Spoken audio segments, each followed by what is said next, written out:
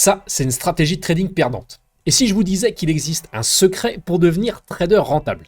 Une méthode si simple, si élégante, si magnifiquement contre-intuitive que presque personne n'en parle. Et si en fait la clé pour gagner sur les marchés, eh bien c'était simplement de faire l'exact opposé d'une stratégie perdante. Un tel discours semble ridicule, n'est-ce pas? Eh bien c'est exactement ce que j'ai testé. Et les résultats vont vous apprendre quelque chose de très important sur le fonctionnement réel d'une stratégie de trading. Et aussi, pourquoi le marché est beaucoup plus difficile à duper que vous ne le pensez. Allez, c'est parti. Dans l'une de mes vidéos passées, j'avais trouvé une stratégie de trading sur YouTube qui cumulait près de 400 000 vues.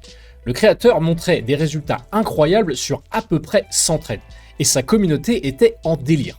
La stratégie utilisait 3 indicateurs, un triple super trend, un RSI stochastique et une moyenne mobile exponentielle sur 200 périodes. Il la testait sur la paire euro-dollar en graphique 1 heure, un grand classique. Et ça avait l'air très propre, très logique et de super bien fonctionner. Voici d'ailleurs les résultats qu'il avait obtenus après son test de cette stratégie sur 100 trades. Et ce que j'avais fait, eh bien, c'est que j'avais repris cette exacte même stratégie et cette même logique et j'avais backtesté non pas sur 100 trades mais sur 16 ans d'historique pour avoir au total 1700 trades. Et on s'était aperçu que sur un historique de temps suffisamment long, eh bien la stratégie était clairement perdante et que le YouTuber, lui, eh bien avait juste fait ses 100 trades sur une phase très courte de reprise haussière. Suite à ça, j'ai fait un post sur Reddit où j'ai expliqué mon expérience et la réaction de la communauté a vraiment été géniale. Des centaines de personnes ont interagi avec mon post, mais un commentaire en particulier a été le plus upvoté. Celui-ci. Maintenant, backtest l'inverse. En d'autres termes, si ça c'est aussi constamment mauvais, pourquoi ne pas faire simplement l'inverse? Et ça m'a justement fait penser à George Costanza. Si vous n'avez jamais vu la série Seinfeld, il y a cet épisode où le personnage George Costanza a une révélation. Toute sa vie a été un échec. Chaque décision qu'il a prise a été mauvaise, que ce soit en affaires, en amour ou dans ses choix de vie de manière générale. Et son ami Jerry lui dit: si chacun de tes instincts est mauvais, alors faire l'opposé doit forcément être le bon. If every instinct you have is wrong, then the opposite would have to be right. Et George, dans un moment de pur génie, décide donc de faire l'opposé de tout ce qu'il ferait normalement. I will do the opposite. I used to sit here and do nothing and regret it for the rest of the day. So now I will do the opposite and I will do something.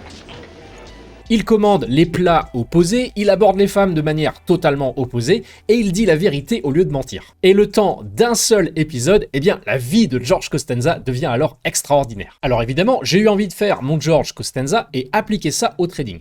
Et à première vue, la logique est assez séduisante, car si une stratégie comme ça perd de l'argent de manière quasi constante, alors c'est qu'elle doit faire quelque chose de constamment faux, n'est-ce pas ? Et donc, si on l'inverse, c'est-à-dire on achète quand elle dit de vendre et qu'on vend quand elle dit d'acheter, on devrait pouvoir gagner de l'argent de manière constante, n'est-ce pas? Mais plutôt que ça reste juste une hypothèse, eh bien j'ai voulu clairement tester. Voilà ce que j'ai fait. J'ai expliqué les règles de la stratégie de référence, la stratégie du super trend, en gardant exactement la même logique avec les mêmes indicateurs. Sauf que j'ai dit à la plateforme que son objectif n'est pas de suivre la stratégie de référence, mais de la surveiller en temps réel et de faire l'inverse. Ça veut dire que elle, lorsqu'elle a acheté, eh bien nous, on va vouloir au contraire vendre. Et lorsqu'elle va vendre, eh bien on va vouloir racheter. En gros, à chaque fois qu'elle va sortir d'une position, eh bien on va le faire aussi, mais dans le sens inverse. Et on va garder exactement les mêmes paramètres de backtest, c'est-à-dire on va tester sur les 16 dernières années avec la même taille de position que la stratégie d'origine. C'est parti, je lance le test. J'ai appelé cette stratégie la stratégie du triple super trend de counter tradé, ou tout simplement la stratégie George Costanza.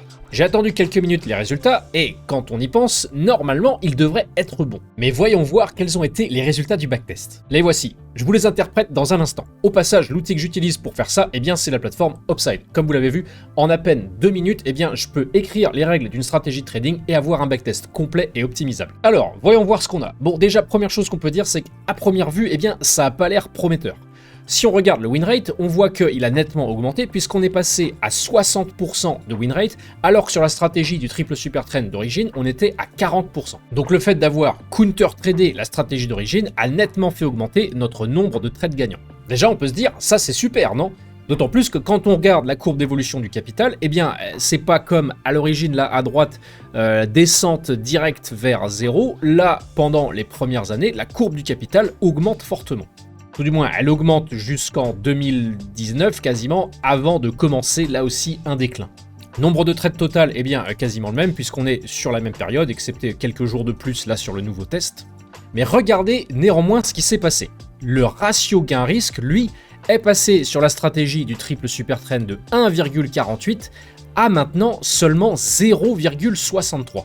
Ça veut dire que pour chaque euro perdu lorsqu'un trade est perdant, eh bien on ne gagne que 63 centimes en retour lorsqu'on a un trade gagnant. Autrement dit, les gains moyens sont plus petits que les pertes moyennes. Le rendement total de la stratégie George Costanza, lui, moins 15%, pas très loin du moins 23% de la stratégie d'origine. Et le chiffre qui parle le plus dans tout ça, eh bien c'est l'espérance de gain à moins 0,01. Ce qui nous dit que la stratégie, même en l'ayant counter-tradé, eh bien reste toujours mathématiquement perdante. Donc en gros, on a toujours une stratégie perdante. Mais alors, qu'est-ce qui s'est passé au juste? Eh bien en fait, on a pris une stratégie avec un faible taux de réussite, la stratégie du triple super trend, mais un ratio gain-risque qui était plutôt correct. Et on l'a transformé en une stratégie avec un taux de réussite élevé, mais un ratio gain-risque catastrophique. En fait, on a changé la manière de perdre. On n'a pas changé le fait de perdre. C'est comme si on était passé d'un régime qui fait grossir vite à un régime qui fait grossir lentement. Dans les deux cas, en fait, on continue de grossir. On n'a pas résolu le problème. Au contraire, en fait, en counter-tradant la stratégie, on a même rendu le problème plus frustrant et plus difficile à voir. On en vient donc à la partie de cette vidéo où je souhaite que vous prêtiez le plus attention parce que je pense que c'est l'une des leçons les plus importantes dans le milieu du trading algorithmique. On a tendance à supposer qu'une stratégie perdante a un edge négatif. C'est-à-dire qu'elle fait forcément quelque chose de spécifiquement faux et que si on le corrige et qu'on fait l'inverse, eh bien ça deviendra spécifiquement juste. Mais en fait, c'est presque jamais le cas, car la plupart des stratégies perdantes n'ont pas d'edge négatif, elles ont tout simplement pas d'edge du tout en fait. Et cette petite nuance-là, eh bien elle est énorme. Pour être précis, il y a 3 raisons pour lesquelles inverser une stratégie sans edge, ça fonctionne pas du tout. Raison numéro 1, les frais de trading ne s'inversent pas.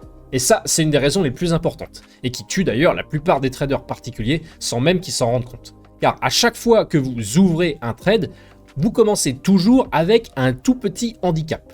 C'est généralement, vous payez le spread ou une commission. Et c'est ça, ce petit handicap, qui vous fait démarrer en négatif sur la quasi-totalité de vos trades. Par exemple, sur l'euro USD, en 1 heure, ce spread, il peut sembler ridicule, c'est une fraction de pips, mais si vous multipliez ça par 1731 trades sur 16 ans, eh bien ça devient quand même un poids énorme sur la stratégie. Et on le voit là, peu importe qu'on trade la version triple super trend ou la version George Costanza qui est l'inverse, dans les deux cas, on a payé beaucoup de frais. Donc l'idée clé à retenir, c'est que quand vous inversez une stratégie de trading perdante, en fait, vous inversez pas les coûts. Dans les deux cas, vous payez toujours un spread ou une commission à l'entrée et à la sortie. Raison numéro 2, c'est que le bruit de marché n'a pas de direction. Alors, cette raison-là, elle est un petit peu plus philosophique. En gros, les indicateurs de cette stratégie, donc le triple super trend, le RSI stochastique et la moyenne mobile exponentielle 200, sont tous conçus pour identifier des tendances et du momentum. Donc en théorie, ils devraient capter de vrais mouvements sur le marché, de vraies inefficiences qu'un trader pourrait exploiter. Mais ce que notre backtest a montré dans la stratégie d'origine, c'est que sur 16 ans, ces indicateurs n'ont en fait capté aucune efficience de manière fiable. Et en réalité, les signaux qu'ils ont générés étaient en pratique clairement du bruit. De l'aléatoire non corrélé avec de futurs mouvements de prix qui étaient significatifs. Et le truc avec le bruit et l'aléatoire, eh bien, c'est qu'il n'a pas de direction. Si je joue à pile ou face et que je tombe sur pile, et qu'en fait au prochain coup, eh bien, j'inverse mon pari et que je décide maintenant de parier sur face, j'ai pas soudainement acquis un avantage statistique. Je continue de jouer à du pile ou face et donc dans les deux cas, mon résultat est aléatoire. Donc là, l'idée clé, c'est que inverser un signal qui est basé sur du bruit, eh bien, en fait, si on l'inverse, eh bien, ça reste un signal qui est basé sur du bruit, mais dans l'autre sens. Donc, une des seules façons de battre le marché, eh bien, c'est de trouver un signal qui n'est pas du bruit. Donc, un signal qui vient réellement prédire quelque chose sur les mouvements futurs du prix. Et ça, eh bien, c'est dur. C'est même vraiment très dur. Mais c'est une des choses qui fonctionne. Et enfin, raison numéro 3, c'est le piège du ratio gain-risque. Alors, celui-là est un petit peu plus subtil. Concrètement, quand vous inversez une stratégie, vous n'inversez pas seulement la direction des trades, vous inversez aussi le profil de risque par rapport au rendement. La stratégie originale avait un taux de réussite assez faible, d'environ 40%, mais un ratio gain-risque plus élevé. En gros, elle essayait de capter des grands mouvements et de couper les pertes rapidement. Donc quand ça marchait bien. Le problème, c'est que ça marchait pas assez souvent. Et quand on a inversé la stratégie, là le taux de réussite a augmenté, parce que les pertes de la stratégie originale sont devenues des gains, mais la taille de nos gains moyens, elle, a chuté de façon spectaculaire. Parce que les gros gains de la stratégie d'origine, eh bien, sont maintenant devenus nos grosses pertes. Donc on est passé d'une stratégie qui perd souvent, mais entre guillemets gagne gros, à une stratégie qui gagne souvent, mais perd gros. Et au final, eh bien, mathématiquement, c'est toujours pas gagnant. En tout cas, cette expérience nous montre que si gagner en trading était aussi facile que de trouver une stratégie perdante et de faire l'inverse, eh bien, tout le monde le ferait, n'est-ce pas? Mais pour autant, est-ce que l'un d'entre vous a déjà réussi à transformer une stratégie perdante en une stratégie gagnante simplement en l'inversant? Dites-moi en commentaire car je suis vraiment curieux de savoir. Ou est-ce que vous avez vu un cas où ça fonctionnait vraiment? Mon instinct me dit que non, et généralement les maths me disent non aussi, mais j'ai déjà été surpris auparavant. En tout cas, dites-le moi en commentaire car je voudrais vraiment savoir. Et si vous voulez tester vos propres stratégies, que ce soit pour les inverser, pour les optimiser ou pour les construire de A à Z, eh bien pour rappel, j'ai utilisé Upside pour faire tout ça. Je vous mets un lien dans la description. Voilà, c'est tout pour aujourd'hui, j'espère que vous avez apprécié cette vidéo, n'hésitez pas à mettre un like, à vous abonner à la chaîne ou à la partager. Quant à moi, je vous retrouve très bientôt, ciao.